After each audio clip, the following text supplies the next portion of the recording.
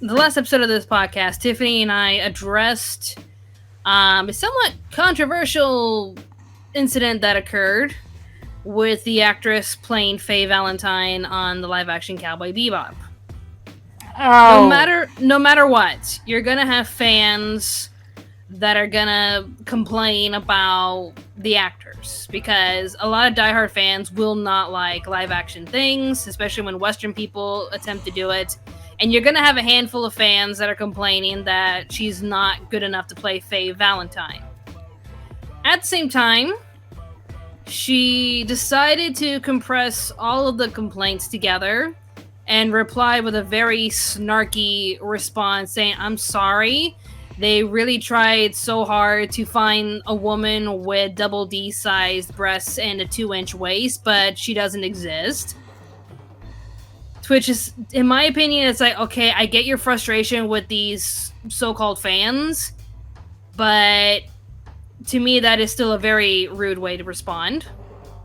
I think the best way to respond to unfair criticism is just don't bring attention to it because that's what they want. listen. Ignore them. There's not enough information to go on to make an accurate judgment as to whether it's good or not. Yeah. It's sort of like I look at it and I'm like, I don't know, maybe it could be good. It all depends on the writing and the performances. If it's really good writing and the actors are, performing well enough to where we feel like it's, we're getting the feel of it, it can't be the anime. It's not even worth trying to be that. They just need to get the feeling and the attitude and the style. I mean, you're looking at someone that was defending the Death Note Netflix adaptation. Hi. You did? I mean, yeah. I kind of liked it.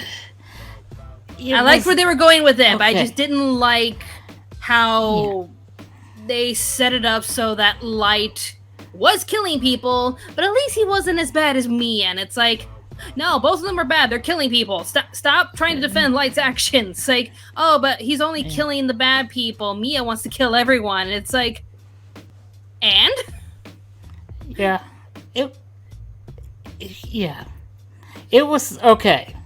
But it was never going to be the anime. It was never going to be the anime. Like, I appreciated the direction it was going towards, where it was in the hands of a more emotionally vulnerable kid. Yeah, the problem I like that is approach. When you try to squeeze like a whole season of episodes into an hour and a half or 2 hours, it's just gonna be a mess. It's not gonna, that's all there is to it. But so the point I want to make is that, I mean, one good thing is on that note is that it's not trying. Cowboy Bebop is actually going to be a series episode. Yep. So it's going to give the show, the characters, and everyone a chance to grow into it, and maybe what we want is the feeling and the attitude that we got when we watched the anime. And the other point I was trying to make before is we're just looking at pictures and we, everyone's just making judgments, uninformed judgments, because I don't like this, like that.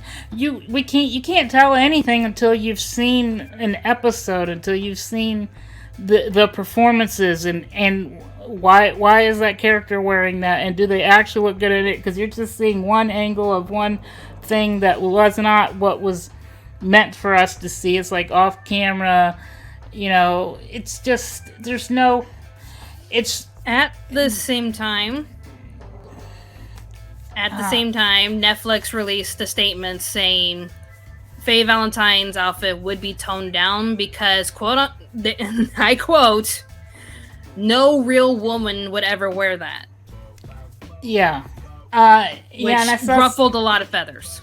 I saw someone commenting on this earlier about how, like, what what about how the actress feels? Like everyone's talking about how, oh, we want to see more skin. That's a real person playing that role. Do we not care about, we want her to be in a practically naked all the time during it. Come on, she's a real person.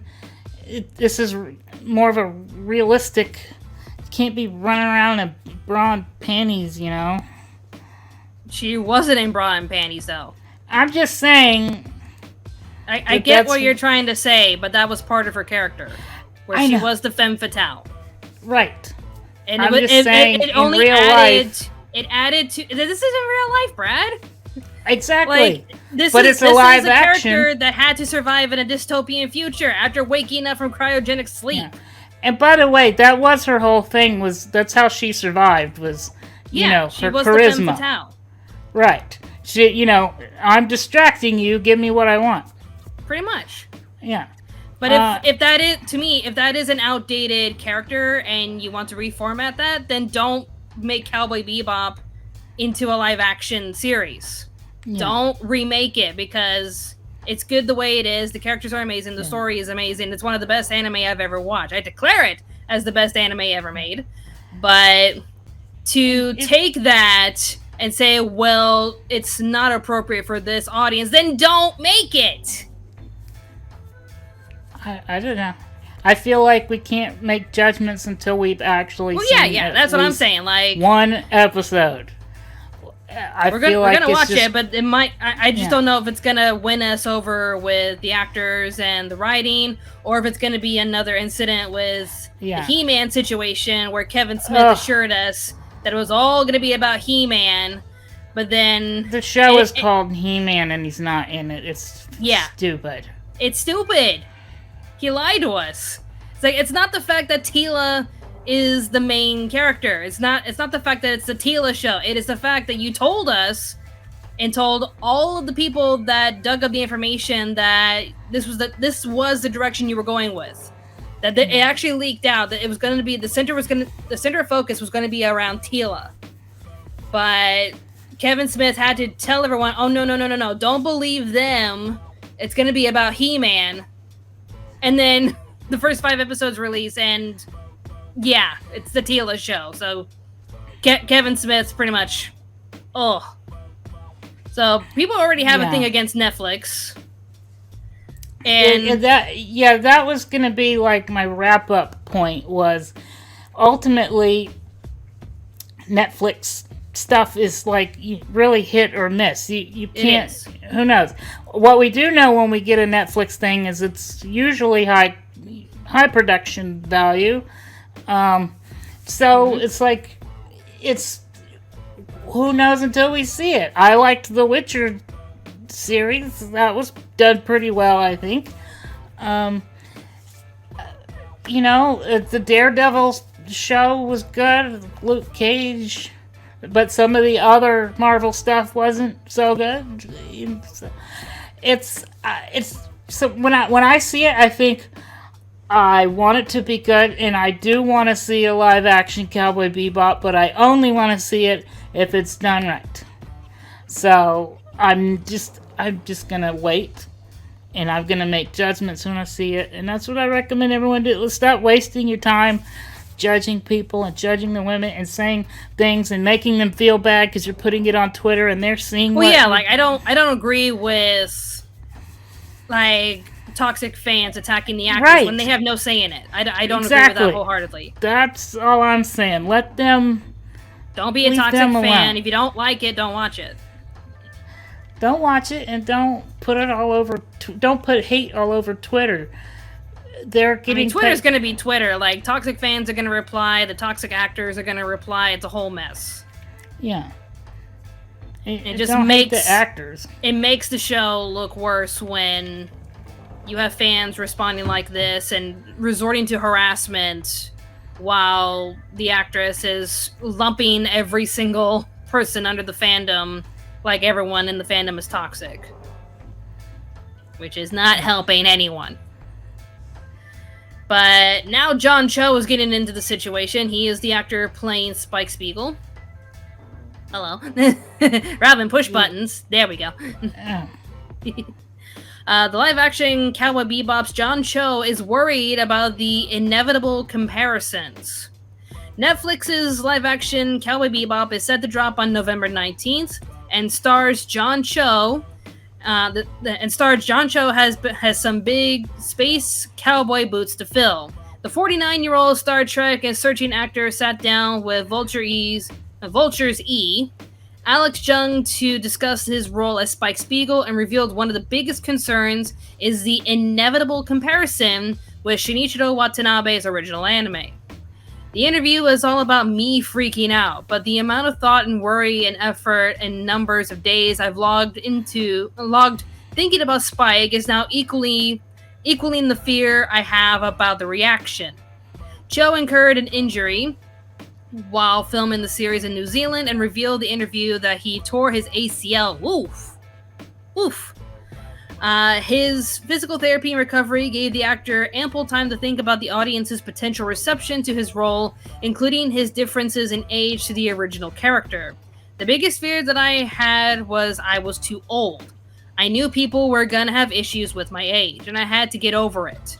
I was gonna look different than a 25-year-old guy. At some point, the opportunity is yes or no. Do you want to do it? And I did want to do it, so I wasn't gonna stop myself from doing it. How could you turn down playing Cowboy Bebop? Exactly. I do like the fans that are saying they're like, oh, he's too old, and I'm just shouting, y'all wanted Keanu Reeves. Yeah, I mean, he's pretty old now.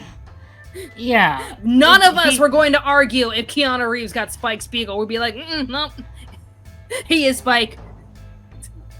It would be a weird interpretation of Spike, but it would still be awesome. Yes. Mm-hmm. I mean, it would be Keanu Reeves. It wouldn't be Spike, to be honest. Yeah, I mean, he looks young, and here's the thing: he has a lot of range. And he was in the Sleepy Hollow series on TV, and he was pretty good. Mm-hmm. At first, when he was on it, I was like, he's a Harold and Kumar guy or whatever. He can't. And man, I've seen him in a lot of stuff. He was in what was it?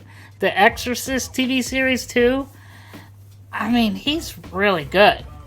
I think he can pull it off, and it all comes down to the writing and the performances. Well, hello, camouflage cat. Cat unplugged the computer. I mean, the hard drive. Whoops. Okay, my thoughts. John, no matter what, they're going to do it. They're going to compare the series. We did that with Netflix. We did that with Netflix adaptation of Death Note. We did that with pretty much every other anime that's ever gotten a live action adaptation. The one with Scarlett Johansson. Why is the Ghost in the Shell? We did that with Ghost in the Shell. We did that with Speed Racer. We did that with Battle Angel Alita. That was awesome. Battle Angel Alita is the best. It's the shizzle man zibs that snap. Okay, go ahead. That's just it. Like, Battle Angel Alita is the best adaptation, and James Cameron put in a lot of heart and soul into creating a perfect adaptation, but still keeping within his image. And it's a great film. Watch it. Battle Angel Alita it was so robbed. Like, it should be a classic. Like, it should have gotten, like, it's what society wanted. An amazing film with a strong, independent female lead with a lot of heart and soul and character to her. Like, she was flawed, and that's what makes characters. She's not like a one-note, oh, I'm a freaking Mary Sue and I can do whatever I want because girl power. No! Alita was still a child mind, and she needed to grow, and she made a lot of dumb decisions throughout the film, but you sympathized with her, you followed her, you understood her. She's an amazing character. They knew how to write her so well, and you just want to see more from her. Like, you want to see more films like that. Yes, and please. It didn't get enough recognition, not enough advertisement, not enough in the box offices, and I was just like, society, what do you want? This was what you wanted. You want this. You want more representation. You want more diversity. You want more films like this. And it was still considered a flop, even though we worship the whole thing. Like, it is so good. Such an amazing film. One of the best adaptations ever made. Yeah. I just don't know why they still complain. They're like, oh, Hollywood doesn't like strong female leads. And it's just like, well, apparently the audience and you don't, because you have the perfect film right here. What do you mean? Who said that? There's nothing but way too strong female leads now. Like, I remember... all over Facebook and Twitter, they keep complaining, and all of us are responding like, are your eyes open? I remember up until the last few years, I was like, man, I'm tired. It's always men, and every story's the same, and the same thing. I want to see women do that. Why are women always... The guy always has to save the woman. And I'm telling you, man, it's Ellen too much Ripley. now. Netflix, there was a gunpowder milkshake thing, and I was like, maybe it's good. And then there's this other thing, and then Kate Beckinsale's doing one, and everyone, it's like one actor in Hollywood is getting their shot to be, which is great, but I'm also like, there's superhero fatigue. Now I'm getting, fatigue. It's like they're just going to keep overdoing it until they ruin it. And I don't know. Hopefully that doesn't happen with Cowboy Bebop. Hopefully. Hollywood is actually going through a fake woke scenario. Exactly. Where they feel like they're doing what they need to do to appeal to us. And it's like, you're doing it for all the wrong reasons. There's no content to it. It's just like these are immortal action people that are just killing and kicking ass for no reason. And what's the point? Is that really empowerment? I don't think so. But. I'm gonna see if I can find a tweet that I shared a while ago that I wholeheartedly agreed with, because even I was noticing that this one particular hairstyle used to be considered like pretty badass for women to do this kind of hairstyle, and it was actually pretty fashionable if you knew, how to do it. Like, for my frame, I cannot pull off this look. I'm not even gonna try. But now Hollywood, anyone in the media is just like, if we're gonna make a strong female character, she has to have this look. And I shared the caption with when she says she's not like most other girls. Why do a lot of female lead characters need to have this hairstyle? Yeah, it was even in, the Batwoman thing? Yeah. Honestly, for once, I just want a type of female character that is just so done and tired that she doesn't really care. So that when something comes up, she's just like, whoa, what's going on? Wait, we're doing this? Okay, fine, let me get my stuff, and just puts her hair in a messy bun. All right, let's do this. Let's go. Yeah. Takes the earrings off, puts the hairpin up on. Yeah, earrings off, grabs your stuff, messy bun. All right, let's do this. Let's go. This was a clip from a podcast Brad and I host together every Friday night at 7:30 p.m. Eastern Standard Time on YouTube, Facebook, and Twitch. We talk about anything new in the anime world while answering some of your questions in the live chat. We hope to see you there for our next podcast. Thanks for watching, and stay tuned to Anime America.